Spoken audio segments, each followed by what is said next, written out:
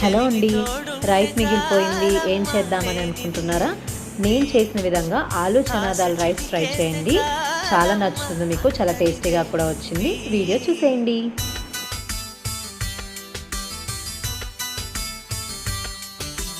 కన్నులలో గిలిలో వెన్నెల విరిసింది, చల్లని జాబిలితో స్నేహం కుదిరింది.